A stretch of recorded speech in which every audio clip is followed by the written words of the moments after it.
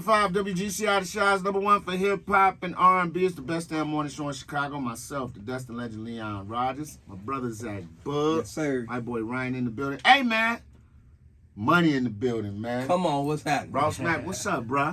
Hey, man, listen. Y'all already know I'm back like I never left. So, now, we got to refresh people exactly what it is you do. Because, you know, you come kick it with us for a while, you go off, make $2 million, and you come back.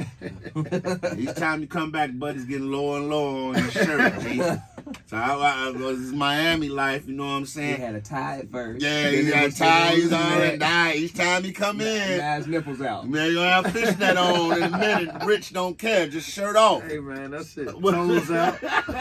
You know what I'm saying? Last time you came, saw the joint that was on Netflix, Yes, did sir. that. So what do you do? Tell people out there, what do you do, and how did you come to fruition with what you're doing? Yeah, man, well, one, ladies and gentlemen that don't know me, my name is Ross Mack. I have a financial literacy production company. It's called Maconomics. So like you say, I have a show on Netflix called Get Smart with Money. I have a show on Revolt TV. I do things with BET, with Complex, live from New York Stock Exchange with The Street, and the list goes on. But I also, the thing that I specialize is saying, how can I bring the knowledge that I learned while working on Wall Street? Because I used to work on Wall Street for, call it, over 5 years. And what I realized is, one, don't nobody look like us on there. Two, the conversations in the rooms that I'm in, people that's from South Shore and Inglewood, you know, they need to have these same type of conversations. And so what I wanted to do was find a better way to bring Wall Street to Main Street. So that's when I developed my company called Maconomics. That's super dope, bro. But it seems like you got something real big going down, actually bringing that information and knowledge to the crib, man. You got the Maconomics Wealth Summit. Tell me about that. Yeah, so July 9th, Sunday, Maconomics Wealth Summit live at the Den. The dopest thing is I'm bringing my people, you know, that I look up to, that I call family and friends, literally to do one thing, and that's actually find a better way to disseminate all the information and really give the secrets that they've learned and uncovered along their life, right? And so literally I got, you know, a guy that's on the Bears that literally, you know, work with the NFLPA to help teach other kids that's coming into the league how to invest. I got one of my homies that's, you know, a few wealth advisors, private wealth advisors that, you know, managing hundreds of millions of dollars, where now they're giving you the secrets of, all right, how to 1% do it. I got a young lady that got a show on HGTV, so she's really letting you know how to leverage and understand real estate. I got my guy that's an executive at a life insurance company that's teaching us, right, the power of how to utilize life insurance. We got, you know, CEO of Luster Products, you know, so letting you know the entrepreneurial waves, and just, you know, the goal is for a person to come in and really just transform the overall relationship with money and leave knowing how to build and sustain generational wealth. Hey, Mac, man, I got a question for you, and I know you come up with this, but let's be honest, man. Black people, we like to see our money. Yeah. We like to see our money. We like to take it. We put it in shoe boxes, stuff it in drawers, put it in the bank. But we like to see and the feel of that money.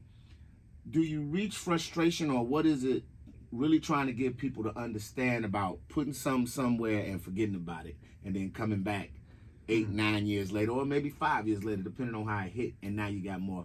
What is the frustration in that, and how do we get around that barrier of teaching people financial literacy that it's not always seen? Yeah, so, you know, one of the things that definitely frustrates me is like trying to help people understand what we need to be doing with our money, right? At the end of the day, when it comes to just having that mistrust with money, we got to understand the greatest killer of our community is inflation. It ain't like secondhand smoke or cancer. It's inflation, right? Our money is losing its value every day, right? Just think about it. Last year when everybody was fighting over eggs and they was $9 a carton, or, you know, like inflation last year was 9%. And so at the end of the day, one of the things we got to understand is by purely leaving our money in a shoebox, or purely leaving it in a savings account where you're making literally pennies on the dollar. For $100 in your savings account, you're lucky to get, call it 33 cents. You know what I mean? So the biggest thing that you want to say is, okay, how can I allow my money to grow? Because inflation is real. Remember, we were shorties, we could go to the corner store with $1 and get 4 bags of chips.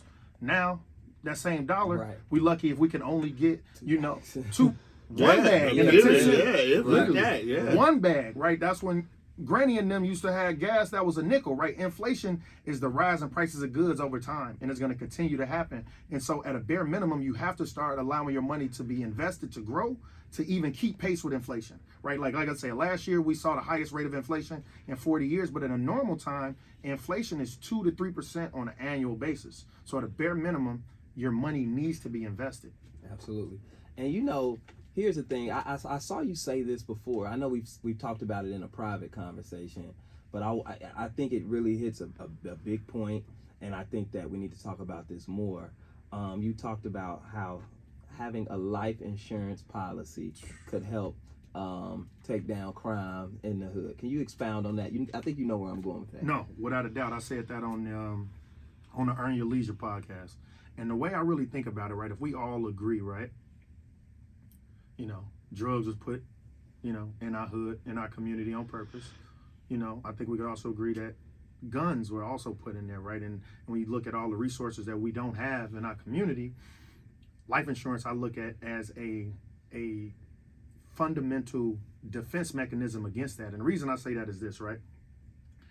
If every time there's someone that unfortunately passes away due to gun violence in the inner cities, and the parents of that family is going to have $500 to $2 million life insurance policy, one, that's going to change that family's trajectory for years to come. Maybe they don't need to resort to a life of crime, but also the one thing you have to look at is Wall Street's going to be impacted, right? Yeah. The life insurance companies are now going to say, how can we put in preventative measures to lower the crime, right? So the reason I say that is this, right? I was working with a healthcare company, and their biggest client is the government because they do Medicare, right? And guess what? The government is paying like a quarter of the amount of money that's spent in the U.S. is on healthcare, right?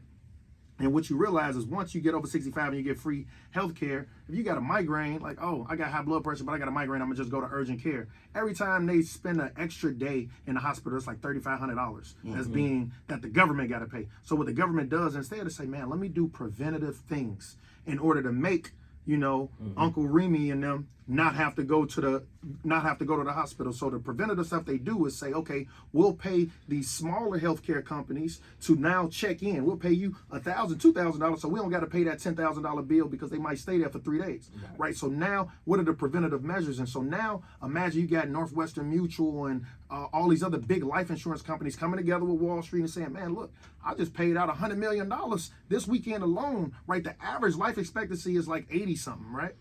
And if that's the average life expectancy, and these kids in the inner cities is getting, you know, killed early at 19, 10, 20, whatever the age is, right?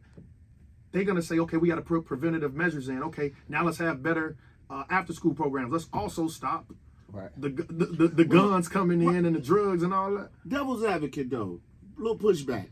What if the insurance companies, you know, I think that's a positive way of looking at it, but, you know, I always think them people gonna do whatever it is to make it better for them. So what if they say, well, here's how we do that. We ain't insuring nobody in these areas. I love that. You know what I'm saying? Like, so what would be question. So that's gonna be illegal. They're gonna have to insure you. However, the premiums will change. Okay. So it's like if I got a red sports car, they gotta insure it. It's just gonna cost more than a person driving right. If I got a red Ferrari, my insurance is gonna cost more because they know I'm driving fast than if I got a minivan. Right? The insurance company. Do they have to insure you though? Because I've heard people get turned down from insurance companies. So, like you can't touch you. You got too many accidents. So on, so on, so I on. love that. I think that's a conversation that is going to have to, you know, take a very political conversation. Yeah, right. But I think that what they will do is they will just raise the premium. So maybe it's not $50 a month. It might maybe be $100. But I think $100 a month, knowing that especially if you and your family in that life, you should definitely have insurance. So tell us again, man, about the event that's going down. Where is it located? Absolutely, man. July 9th, Sunday, the Maconomics Wealth Summit. Make sure you are there. It's going to be from 12 to 6 o'clock. Yep. We literally are coming in, man, helping you transform your life when it comes to finances, man. For more tickets and information, all you got to do is text SUMMIT to 773-232-2577. I'm going to say that one more time, man. Get your phones ready. All you got to do is text SUMMIT to 773-232-2577.